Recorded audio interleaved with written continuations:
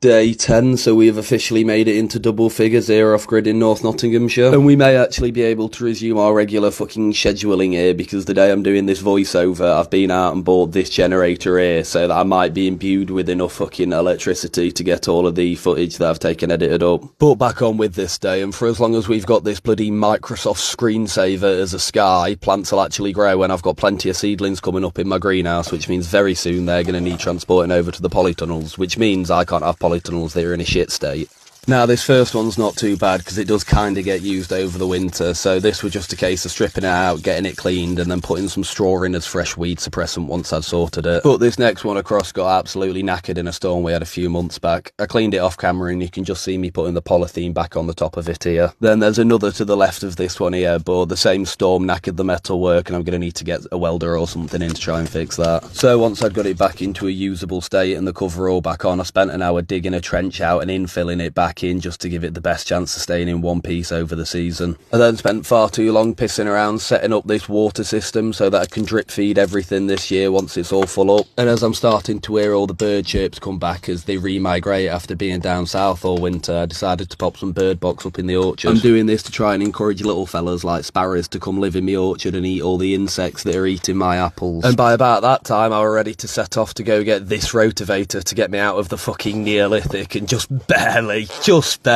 into the industrial age for agriculture.